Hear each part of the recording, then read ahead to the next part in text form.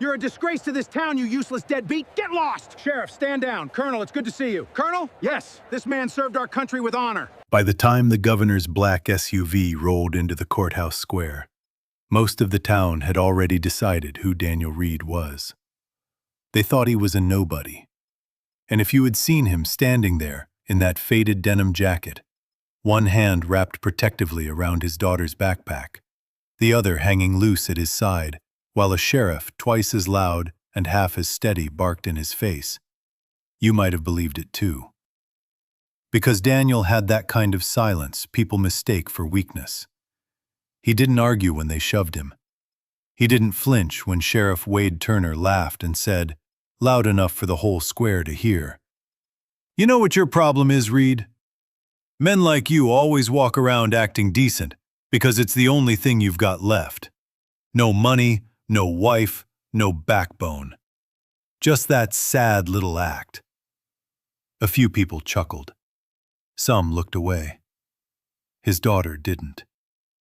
Emma stood frozen beside the lemonade booth, 10 years old, thin shoulders locked tight, her little fingers curled around a crumpled flyer for the school fundraiser she'd spent all week begging people to attend.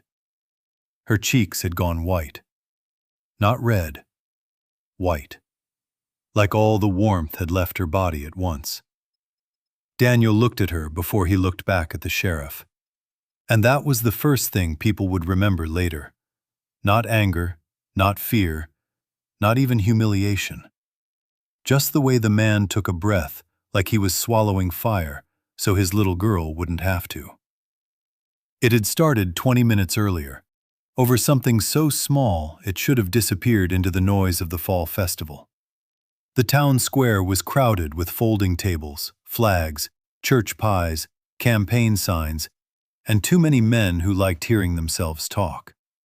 Children ran between booths with sticky hands and painted faces. The marching band had just finished a sloppy version of the state anthem. Volunteers were setting up near the war memorial because the governor was supposed to arrive at noon to announce some grant for veterans' housing. Daniel hadn't come for politics. He came because Emma's class was selling raffle tickets to raise money for new library books, and she had begged him, actually begged him, to be there in person for once, instead of dropping her off and disappearing back to work. "Please, Dad," she'd said that morning, tying her own hair with one hand while shoving toast into her mouth with the other.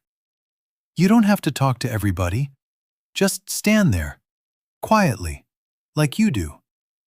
And he'd laughed. Not because it was funny, really, but because only Emma could turn his silence into something gentle. So he came straight from the garage, grease still dark under his nails, lunch untouched in the truck, hoping to stay in the background. That was how Daniel lived now, in the background. He fixed engines outside town, kept to himself. Never went to the bar, never joined the gossip at Morrow's diner. Never corrected anyone when they assumed his life had always been small. He rented the little white house on Cotton Street with the leaning porch rail and the overgrown lilacs. He packed Emma's lunches, washed her soccer socks in the sink when the machine broke, checked her math homework at night, even when his eyes burned from exhaustion. He attended parent conferences alone, sat at the back, left early. People filled in the blanks however they wanted. Some said his wife had run off because he was cold. Some said he had a temper. Some said he wasn't from anywhere that mattered. The truth was uglier and quieter than rumor. His wife, Claire, had died 3 years earlier on a rain-slick highway after driving home from a night shift at the hospital. A drunk college kid crossed the line and survived with a broken wrist. Claire didn't. Daniel had identified her body, wearing the same hands that used to tie field dressings in desert wind. After that, he stopped explaining himself to people. It was easier. But Sheriff Wade Turner loved explanations, loved authority, loved the way a badge could turn his worst instincts into public theater. He was a broad man with a polished smile and a habit of leaning too close when he spoke. Like intimidation was a cologne he wore too heavily. He'd had a problem with Daniel since the day Daniel moved to town. Maybe it was because Daniel never tried to impress him. Maybe it was because Turner recognized something in Daniel he couldn't control. Or maybe it was simple. Small men resent quiet ones. That morning, Daniel had parked near the curb behind the veterans platform because Emma had been carrying 2 boxes of raffle prizes and he didn't want her dragging them across the whole square. A deputy told him to move. Daniel apologized, moved the truck immediately, then carried the boxes anyway. That should have been the end of it, but Turner saw an audience. He waited until the square was full, until half the town was clustered between the memorial and the pie auction table, and then he strode over like he was stepping onto a stage. "Well, look who thinks the rules don't apply to him." Daniel straightened from where he was helping tape a sign to the library booth. "I moved the truck." "I didn't say you could unload there." "You didn't say I couldn't help my daughter with 2 boxes." Turner smirked. "You got an answer for everything today?" Daniel glanced at Emma. "No, just that one." It was a calm answer. Too calm. The sheriff hated calm. He stepped closer. "You think because you mumble and keep your head down, folks don't notice the attitude. But I do." Some parents stopped arranging bake sale trays to watch. Emma whispered, "Dad." Daniel's voice softened immediately. "It's okay, sweetheart." Turner heard that too. His smile changed, became meaner. "Must be hard," he said, loud enough for every pair of ears nearby. "Raising a little girl when you can't even manage yourself. Guess that's what happens when a man's household falls apart." The square went still. Daniel didn't move for a second. Then he did something that made several people inhale at once. He took one slow step back, not toward the sheriff, away from him, as if the man wasn't worth standing that close to. Turner's face tightened. "You disrespecting an officer?" "No," Daniel said. "I'm trying not to." That should have warned him. Instead, the sheriff laughed, grabbed Daniel by the shoulder, and turned him toward the crowd like a father scolding a child. "Everybody here's busting their backs to make this day decent, and this guy thinks he's too special to follow directions. Maybe he's got some old story he tells himself at night. Maybe he used to matter somewhere. But here, he's just another mouthy mechanic with a chip on his shoulder." Then came the line no one forgot. "No money, no wife, no backbone." He said it with a grin. He said it in front of Emma. And Daniel, God, Daniel just stood there with something terrible moving behind his eyes. Not rage exactly. Older than rage. The kind of pain that knows what it could do if it ever stopped being disciplined. Emma dropped the flyer in her hand. "Don't talk about my mom," she said, her voice trembling but clear. Every adult within earshot stiffened. Turner looked down at her like he'd only just remembered she existed. "Then your daddy should learn how to behave in public." Daniel's jaw locked so hard it seemed to hollow his face. He bent slightly, not taking his eyes off the sheriff. "Emma, go stand by Mrs. Alvarez." "I'm not leaving you." "Go." Something in his tone made her listen. She backed away, tears gathering, until Mrs. Alvarez from the school office took her hand. Daniel turned back. His face was unreadable now. Not empty, controlled. The kind of control forged in places most people would never survive. "Sheriff," he said quietly, "you can insult me if that's what you need, but you will not speak to my daughter again." Turner scoffed. "Or what?" People later said there were 10 full seconds of silence after that. A dog barked somewhere near the church tent. A folding chair scraped across concrete. The flag over the memorial snapped once in the wind. Daniel looked at Turner's hand, still near his belt, then at the deputies shifting uncertainly behind him, then at the crowd. There were children watching. That mattered. Everything in Daniel's posture changed in the smallest possible way. Not threatening, just measured, like a man calculating blast radius. When he finally spoke, his voice was so low the people in front leaned in to hear it. "Or you'll force me to become someone I worked very hard to leave behind." Turner barked a laugh because he didn't understand the warning. "Listen to this. The mechanic's got secret muscles." A few of his friends laughed with him. Daniel didn't. And then the motorcade arrived. Not with sirens, with presence. Black vehicles rolled up one after the other, tires whispering over the brick edge of the square. State troopers stepped out first, scanning the crowd. The festival chatter collapsed into murmurs. Phones came up. The local news cameraman straightened so fast he nearly knocked over his tripod. Governor Elaine Whitaker exited the second SUV in a navy suit and low heels, flanked by aides and security.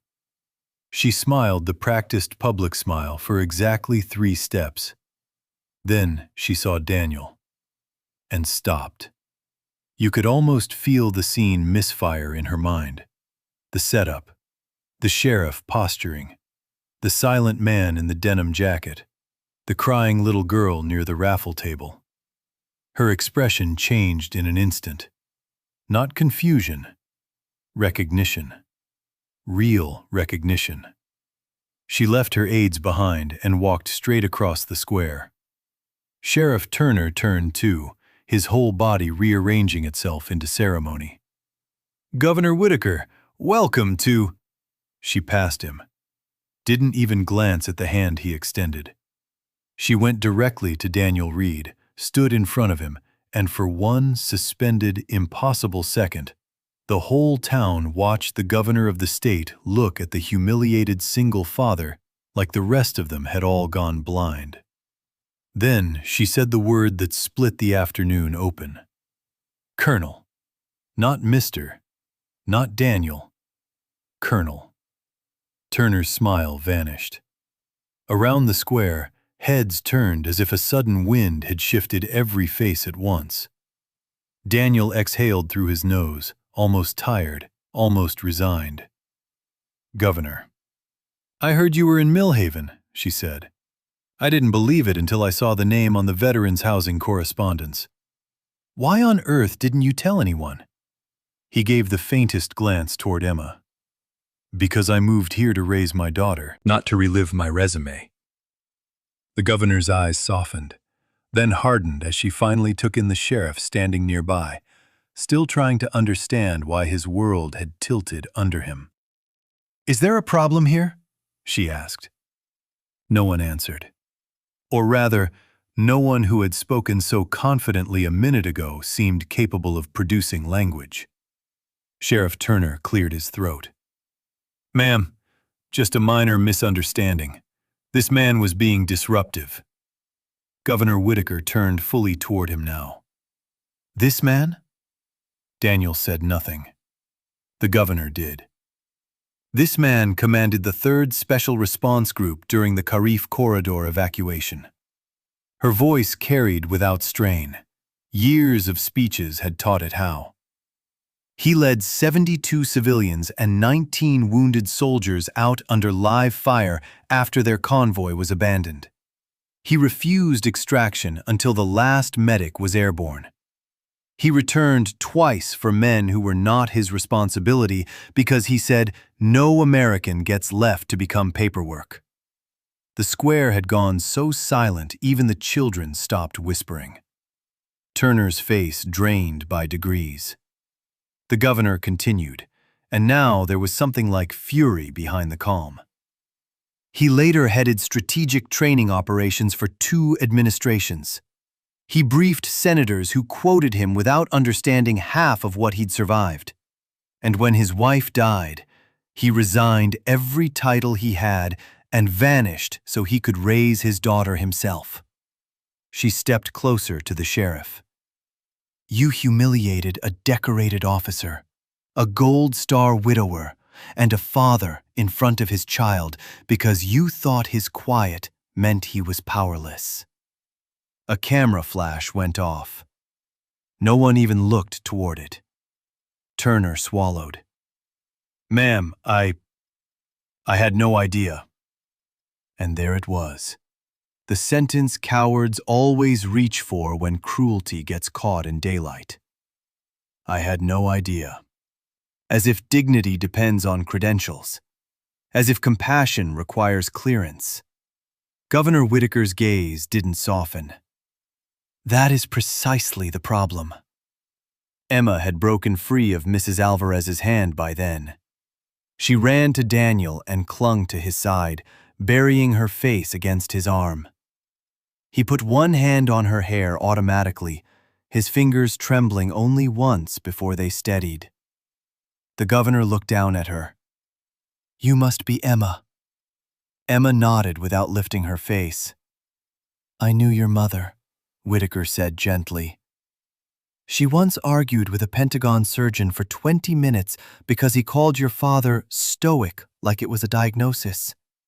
She said he wasn't stoic. She said he just felt everything privately." Daniel looked away then, out past the memorial, like grief had suddenly arrived without warning and he needed a horizon to survive it. Emma looked up. "You knew my mom?" "A little," the governor smiled. "Enough to know she would be very proud of both of you." There are moments when a crowd changes, not its size, its soul. The town had come to the festival hungry for spectacle, gossip, and political handshakes. What it got instead was a mirror. And in that mirror stood a sheriff with too much authority and too little character, surrounded by people who had laughed because laughter was easier than intervention. Mrs. Alvarez was the first to speak. To the sheriff, not loudly, but clearly enough. "You should apologize." Then Mr. Benton, who owned the feed store, muttered, "He sure should." Then someone else, and someone else. What had been silence became judgment. Turner looked trapped, the way arrogant men do when consequences stop being theoretical. He turned to Daniel. "Colonel Reed, if there's been some misunderstanding, I apologize for any—" Daniel finally spoke over him. "Don't." Turner froze. Daniel's voice wasn't loud. It didn't need to be. "Don't apologize to my rank. Don't apologize because the governor is here. And don't apologize because the crowd changed sides." He looked directly at the sheriff now, and the force in that quiet stare seemed to peel every excuse right off the man. "If you want to apologize, apologize for what you said to my daughter when you believed I was no one." Nobody moved. Even the governor stayed silent, because this was no longer her moment. It was his. Turner's mouth opened, closed, then opened again. "Emma, I shouldn't have spoken to you that way." Emma held her father's hand tighter but didn't answer. Daniel looked at her, then knelt so they were eye level. The square watched a man everyone had misread become exactly who he had been all along. Strong, yes, but not because he could destroy, because he could choose not to. "Sweetheart," he said softly, "you don't owe anyone forgiveness on demand." Turner looked like he'd been slapped harder by that than by any insult. Daniel stood again. But you do owe yourself honesty. Did he hurt you? Emma sniffed, wiped her face with the heel of her hand, and nodded. He made me feel like Mom would be embarrassed of us. Something passed across Daniel's face then, so raw, so brief, some people later cried remembering it. He crouched again and took both her shoulders gently. Listen to me, he said. Your mother loved us in a way that does not break. Not because people talk, not because they laugh, not because they don't understand. Nothing that happened here changes who she was or who you are. Emma stared at him with wet, desperate eyes. Promise? I promise. He kissed her forehead and rose. Then he did the one thing no one expected. He turned to Governor Whitaker and said, "Ma'am, with respect, I don't want a scene." A strange sentence, considering the scene had already happened. But that was Daniel Reed. Even with truth on his side, he was trying to reduce the blast. Whitaker understood. "What do you want?" Daniel looked around the square, at the school booth, the war memorial, the men avoiding his eyes, the women who now looked ashamed they hadn't stepped in sooner, at Sheriff Turner, whose humiliation had just begun to taste like the very thing he'd served to others for years. Then Daniel said, "I want the fundraiser to continue. I want the sheriff to stay away from my daughter. And I want every person who watched this to remember that character is how you treat people before you know their title." It landed harder than any revenge speech could have, because it was true. The governor nodded. Done. Then, perhaps because she had seen too many good people disappear into quiet after being wounded publicly, she added, "But there is one thing I'm not willing to let go." She stepped up beside Daniel and faced the crowd. "I came here today to announce a veterans' housing initiative," she said. "I still will, but before that, I'd like to say this plainly. Too many of our finest come home and choose silence because they are tired of being performed, displayed, or misunderstood. They become teachers, mechanics, nurses, widowers, single parents. They stand in line at the grocery store beside us while carrying histories we cannot imagine. And too often, we decide who deserves respect based on volume, money, and appearances." Her eyes swept the square. Let this town remember what it almost taught a child today. That her father mattered only once his title was spoken aloud. That is a lie. He mattered before you knew it. He mattered while you mocked him. He mattered when he was just a dad carrying raffle boxes. No applause came at first, not because they disagreed, because shame is quiet. Then Emma, still holding Daniel's hand, began clapping. Small hands, determined. And one by one, the square joined her. It wasn't the explosive kind of applause politicians chase. It was uneven, human, almost painful. The sound of people admitting something to themselves. Sheriff Turner didn't clap. He stood rigid, staring at the ground. By evening, 3 videos of the confrontation had spread beyond Millhaven. By morning, the sheriff's office announced an internal review. By the end of the week, Turner was on administrative leave. The town council, suddenly allergic to his kind of swagger, discovered a long memory for complaints they had previously ignored. But the real aftermath happened in quieter places. At Morrow's Diner, where people lowered their voices when Daniel came in, not out of fear now, but respect. At the school, where parents who had barely nodded before started asking Emma if she wanted company at lunch. At the garage, where a retired Marine drove 40 miles just to shake Daniel's hand and say, "I heard what you protected, not what you were, what you protected." And maybe most importantly, at home. That night, after the reporters stopped circling and the governor's office sent flowers Emma found too fancy for their kitchen table, Daniel sat on the porch steps while the cicadas buzzed in the dark. Emma came out, wrapped in one of Claire's old cardigans, sleeves too long over her hands. "Can't sleep?" he asked.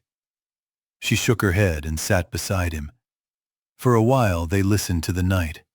Then she said, "Why didn't you tell me?" "Tell you what?" "That you were all that." Daniel smiled faintly.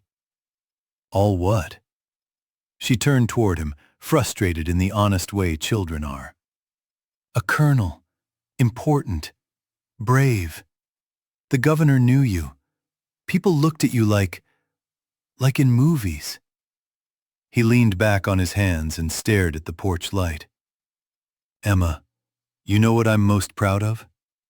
She shrugged. "Packing your lunches without forgetting the napkins. Learning how to braid hair badly, then less badly. Showing up to your school stuff even when crowds make me want to drive in the opposite direction." She smiled despite herself. He continued, voice roughening a little. "The other life. It was part of me. It still is. But it isn't the best part." She was quiet for a moment. "Were you hiding it?" "Maybe." "Why?" That took him longer. Because some truths are easy in the abstract and hard when spoken under porch lights to the person you love most. "Because when your mom died," he said slowly, "I learned something ugly. The world doesn't care what medals you have when you can't save the one person you'd trade them all for. After that, I didn't want salutes. I didn't want stories. I just wanted to be your dad. Fully. Not halfway." Emma looked down at her hands in the cardigan sleeves. "I'm glad you're my dad."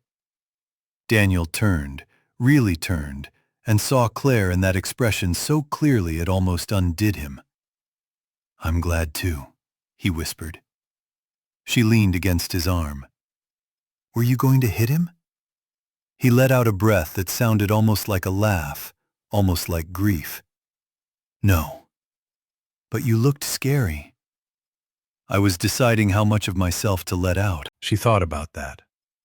"Is that what courage is?" He looked at the street, the dark houses, the ordinary town that had finally seen him and yet still could never know the whole map of his scars. "Sometimes," he said. "Sometimes courage is winning. Sometimes it's enduring. And sometimes it's refusing to become the worst thing someone expects from you." Emma nodded, as if filing it away for the future. Weeks later, when the headlines faded and another scandal replaced this one, and the town returned to its habits, one detail remained in people's minds more than the governor's reveal, more than the sheriff's collapse, more than the videos. It was this. At the next school event, Daniel Reed came again. Not in a suit, not in uniform, not to be recognized. He came in the same faded denim jacket, carrying a tray of store-bought cupcakes he clearly hadn't arranged himself, standing awkwardly near the back while Emma rolled her eyes and told everyone, "My dad tried." And when an elderly janitor struggled with stacked chairs after the event, Daniel crossed the room without a word and lifted half the load. No cameras, no governor, no audience worth impressing. Just the same man he had always been. That was the part that changed the town, if anything did. Not the revelation that he had once commanded men in war, but the realization that his greatness had survived anonymity. That he had been noble while no one was looking. that he had remained gentle after life had given him every reason not to. Sheriff Turner, on the other hand, had built his identity around being seen. And maybe that was the whole story. One man needed power to feel tall. The other could carry humiliation, grief, and history without announcing any of it, and still stand straighter. Months later, the Veterans Housing Project broke ground at the edge of town. Governor Whitaker invited Daniel to the podium. He declined the speech, accepted only one request, and that was to let Emma place the first shovel in the dirt. When reporters asked him why, he said, "Because she's the reason I stayed." That quote made the papers. But the line people remembered came after, spoken so quietly the nearest microphone barely caught it. Service doesn't end when the uniform comes off. Sometimes it just gets smaller, harder, and more invisible. Maybe that's why the square felt different after that day. Not cleaner. Towns are never clean for long. But more careful. More aware that the person standing silently beside you might be carrying a battle you cannot see. That the single parent in old work boots may have sacrificed more than the loudest man in the room could comprehend. That respect given only after status is revealed isn't respect at all. It's opportunism in better clothing. And somewhere in all of that, Emma changed too. At a school assembly that spring, a teacher asked the students to define strength. Kids said muscles, soldiers, superheroes, police officers. Emma raised her hand and said, "Strength is when someone hurts you, and you still get to choose who you are next." Her teacher asked where she heard that. Emma smiled a little and said, "At home." So no, the most important part of that day wasn't when the governor called him Colonel. It was what came before. A father standing alone in front of a crowd, insulted, diminished, publicly stripped of the dignity strangers thought they had the right to measure, and still choosing restraint because his daughter was watching. That was the rank that mattered. That was the title no one could award and no one could take away. And maybe that's the tragedy of people like Sheriff Turner. They spend their whole lives chasing symbols of authority, never understanding that the strongest people in the world usually don't need to prove it. They simply endure, protect, absorb the blow. And when the moment comes to strike back, they ask a harder question. What will this cost the innocent person standing beside me? Daniel Reed had already answered that question long before the governor arrived. That's why he was dangerous. And that's why he was good. Because the man the sheriff tried to humiliate in front of everyone wasn't just a colonel. He was a widower, carrying love like a wound. A father building a safe childhood out of his own broken pieces.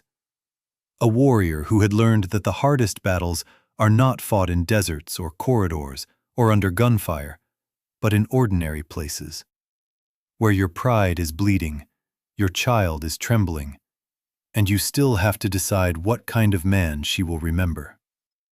If you were in his place, humiliated, underestimated, and handed the perfect chance for revenge, what would you have done?